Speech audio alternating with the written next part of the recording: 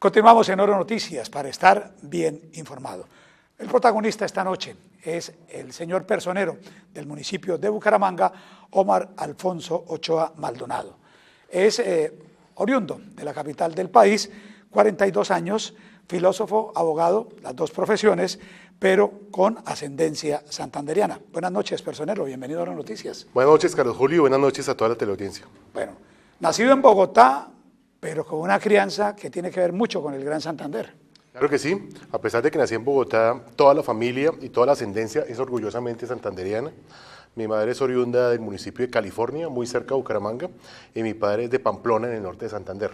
Entonces tenemos toda la familia y toda la ascendencia propia de esta región, y eso nos genera unos lazos históricos y de conocimiento muy grandes con esta ciudad. Usted llega a la personería de Bucaramanga gracias a la meritocracia, al concurso promovido y que estuvo con la supervisión de la ESAP. ¿Qué lo motivó, doctor Omar Alfonso, a medírsele a este cuento de la personería aquí en Bucaramanga? Sí, es importante, Carlos Julio, resaltar que en buena hora el legislador dispuso que la elección de los personeros a nivel de todo el país se hiciera en forma diferente a como históricamente se venía haciendo, que los consejos municipales tenían un amplio margen de discrecionalidad en la designación de ese funcionario. A partir de esta designación, la última, la ley estableció la obligación de surtir un concurso público de méritos abierto, liderado por una entidad que tuviera una idoneidad en materia de la selección y escogencia de este tipo de funcionarios. Y precisamente, como el concurso fue abierto, me puedo inscribir, como lo hicieron 150 ciudadanos más, para optar por este cargo, que pasamos por un proceso que incluyó un examen de conocimientos, un examen comportamental, un análisis de antecedentes a nivel de títulos académicos y experiencia profesional, y al final la entrevista ante la Corporación de Elección Popular que se llevó a cabo en el mes de enero. Es decir, es de los cargos, de los pocos cargos en el país que se puede decir que no están permeados realmente por la política o la politiquería. La tendencia en un Estado social de derecho auténtico es que el tema de la meritocracia se extienda a otras esferas. Esperamos que en el futuro otro tipo de cargos y dignidades del Estado también se surtan a través de esa vía, porque si queremos construir una auténtica democracia, tenemos que avanzar en el tema de que lleguen al Estado los más capaces, los más idóneos, y no los que tengan mayor compromiso político o mayor ascendencia en la clase política, sino que realmente tenga una vocación de servicio hacia la comunidad que se vea reflejado en que la función pública tenga estándares de excelencia. Además, se supone y se dice, los personeros son casi que los verdaderos representantes del Ministerio Público. Exactamente, la personería históricamente ha sido una institución que siempre ha sido garante y defensora de los derechos de la comunidad en el plano territorial. Guardar las proporciones es lo que hace la Procuraduría General de la Nación en el ámbito nacional, solamente que las personerías desarrollan su labor en el plano local, en el plano descentralizado. ¿Cuál es el mensaje que usted le envía precisamente a los funcionarios, en este caso de la administración local de Bucaramanga? Evidentemente tienen que ver a la personería como un aliado frente a la gestión que ellos adelantan. La personería tiene multiplicidad de funciones. Si uno hace un recuento de las funciones que tienen, los personeros tienen cerca de 1000 funciones. No le alcanzaría a uno físicamente la vida para cumplir todas y cada una de ellas, pero destacaría a nivel de la importancia que ellas tienen la vigilancia administrativa de la conducta oficial de los servidores públicos del plano territorial, en donde hemos insistido que nuestro centro de acción va a ser preventivo para evitar que se incurran en conductas que tengan connotación disciplinaria. Obviamente, Carlos Julio, cuando ello ocurra, pues tendremos que actuar con toda la rigurosidad que la ley exige, pero también con todas las garantías procesales frente a los sujetos que sean objeto de investigación disciplinaria por parte de la personería. Pero antes de llegar allá, Carlos Julio, creo que hay un trabajo muy importante que hacer en el plano preventivo, es decir, capacitar a los funcionarios públicos para que conozcan toda esa amalgama de normas que rige su accionar y de esa forma prevenir y evitar que incurran en errores por desconocimiento de las normas que generen consecuencias en el plano disciplinario. Sí, no se trata de coadministrar, sino de prevenir. Es decir, hombre, tenga cuidado, no cometa estos errores. Ojo con estos vacíos. Por ejemplo, ¿qué recomendaciones usted en estos momentos ha podido entregar desde su cargo como personero de Bucaramanga con la administración que preside el ingeniero Rodolfo Hernández? Se han denotado muchos vacíos, se han denotado algunas inconsistencias, riesgos con cancelación de contratos de periodos fijos. ¿En ese sentido ha habido alguna participación de la personería, doctor? Claro, si uno hace un recuento histórico de cuáles son las causas más recurrentes que motivan la generación de acciones disciplinarias, encuentra que son o errores en materia contractual o errores en materia de presupuesto o errores en materia de administración de personal, que son 3 frentes de acción sobre los cuales hay que trabajar muy de la mano con la administración territorial para efectos que los funcionarios que toman decisiones tengan la suficiente capacitación que les permita adoptar unas decisiones con sujeción al marco normativo, minimizando los riesgos de responsabilidad del Estado. En forma concreta, la Personería ha emitido algunos controles preventivos en relación con el pago de las cuentas por pagar y de las reservas presupuestales de vigencias fiscales anteriores, en el sentido de que las mismas se tienen que ejecutar de acuerdo a como lo rige, lo regula el Estatuto Orgánico de Presupuesto, sin rezagarse, por cuanto si se rezagan, la entidad pública corre el riesgo de asumir unas moras que son sobrecostos que militan en contra del erario público. Entonces, frente a ese particular, la recomendación que se ha dado es el pago de esas cuentas por pagar, el pago de esas reservas presupuestales, sin condicionamientos diferentes a los que la misma ley establece. Lo que ya empezó a hacer la administración. Efectivamente, al principio tuvimos muchas quejas en la Personería por condicionamientos para la ejecución de este tipo de pagos. Sin embargo, hay que reconocer también que ya la administración ha adoptado las medidas correctivas del caso y esas quejas se han reducido muy sustancialmente en relación con lo que fueron los primeros meses del año. Bueno, usted tiene 2 papas calientes por los últimos acontecimientos que inclusive hemos revelado aquí en Oro Noticias. El primero, el Carrasco. Todo el mundo se chuta la pelota, de administración en administración, y se dice, ahora sí, es el último plazo. Se llega y de nuevo se vuelve a prorrogar.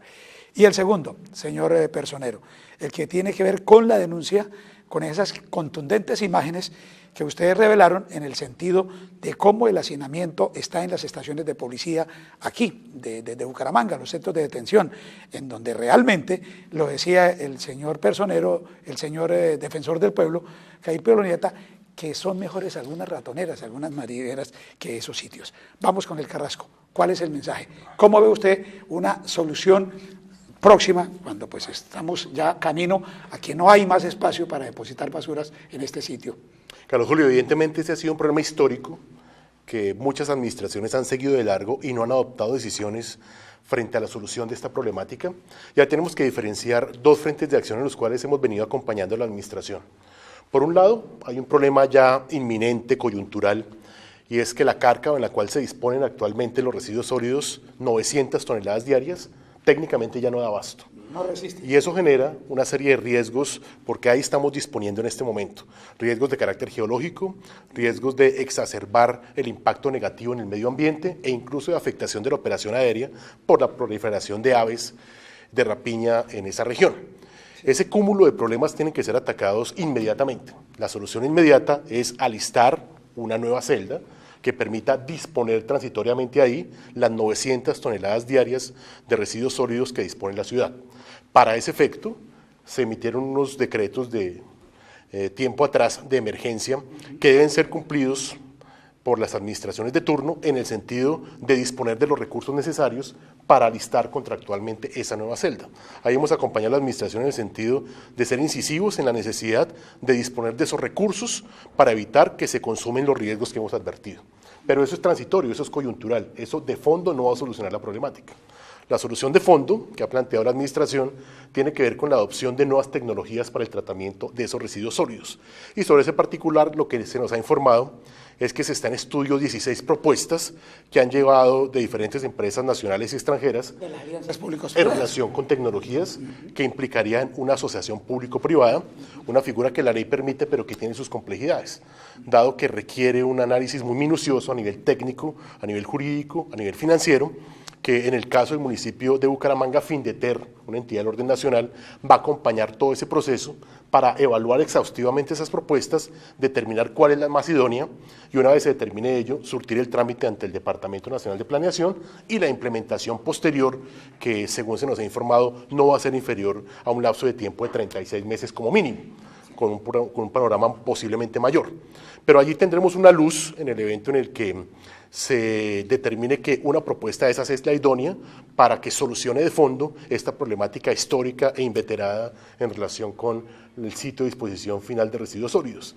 Como Personería también hemos involucrado a la comunidad directamente afectada, que es el barrio El Porvenir en este caso, una comunidad que ha sido muy paciente realmente con la administración y con el Estado por el padecimiento que ellos viven cotidianamente en relación con soportar el impacto negativo que se genera en este sitio. Hemos con los líderes comunales generado unas mesas de trabajo para socializarles este tipo de soluciones, para socializarles el acompañamiento que la Personería y la Contraloría están haciendo a la administración en esa materia. Y próximamente aspiramos a que exista una mesa ampliada en la que participe la administración municipal para que la comunidad pueda enterarse de primera mano de todos los avances que se están teniendo en esta materia y un cronograma de las posibles soluciones a las cuales se llegue sobre este particular. Sobre eso entonces habrá una presencia, una vigilancia permanente de la Personería. Es nuestra prioridad, es un compromiso que hemos asumido con la comunidad, acompañarlos en este proceso, de ser muy vigilantes del cumplimiento de las competencias de los municipios, en este caso el municipio de Bucaramanga, como primer responsable en materia de la prestación de los servicios públicos domiciliarios dentro del ámbito de su jurisdicción. Otro problema, el que hablábamos, se denunció esta semana, el del hacinamiento en las cárceles, que ya es conocido, pero la bomba de tiempo en la que están convertidos esos centros de detención de las estaciones de policía en el área metropolitana. ¿Qué se va a hacer, señor Personero? Se chutan la pelota para un lado, para el otro, y usted ha dicho, bueno, ¿cómo va a ser la responsabilidad de cada una de las entidades que al fin y al cabo tienen que ver con este tema, hombre, de la dignidad humana realmente? Carlos Junior, es realmente impactante. La semana pasada tuvimos la oportunidad con algunos funcionarios de la Personería de visitar algunas estaciones de policía que tienen su lugar en la ciudad y encontramos una situación realmente caótica, salida de todo tono en un Estado social de derecho, la afectación a los derechos fundamentales de los detenidos. Para citar solamente un ejemplo, en la estación del norte, que normalmente tendrá capacidad para 21 personas, en este momento alberga 205, 5 personas condenadas, una sola unidad sanitaria para la atención de todas estas personas y un hacinamiento que genera una problemática muy aguda, sobre todo en materia de salud. Y la afectación a los derechos fundamentales es evidente. Es evidente. Ayer llevamos a cabo una mesa de trabajo, fruto precisamente de esa experiencia, con las autoridades directamente involucradas en este tema, el IMPEC, el director de la cárcel, la Secretaría de Salud, la Secretaría del Interior, la misma alcaldesa encargada ayer asistió a esta mesa de trabajo que se convocó por iniciativa de la Personería para generar esfuerzos conjuntos que nos permitan llegar a soluciones concretas frente a una problemática que no se puede dilatar más en el tiempo. Porque es que, Carlos Julio, la problemática es de tanta envergadura que cada día la policía captura en promedio 22 personas, ya sea porque están cometiendo delitos en ese momento en flagrancia, o ya sea porque tienen mandato judicial previo. Y esas 22 personas van a parar a estas estaciones de policía, agravando esa problemática. Además, la policía, dentro de sus competencias, no tiene la de la custodia de los internos. Ellos están asumiendo una competencia más allá de lo que les corresponde. Con un riesgo. Con esos riesgos que se generan. Y hace 2 semanas tuvimos ya unas alertas en torno a unos amotinamientos que se presentaron en estaciones de policía, precisamente por la situación precaria a la cual están sujetos los detenidos que se encuentran ubicados en estos sitios. Pero quería decirle, Carlos Julio, a la teleaudiencia también que fruto de ese esfuerzo que se hizo ayer, logramos unos compromisos concretos en el corto plazo para tratar en algo de mitigar esa situación inhumana a la cual están expuestos los detenidos. Por un lado, algo básico y elemental, que es disponer de unidades sanitarias en estos sitios para mejorar en algo esas condiciones precarias en las que se encuentran las personas detenidas. La Secretaría del Interior se comprometió expresamente a disponer lo necesario para dotar de unidades sanitarias a estas estaciones de policía.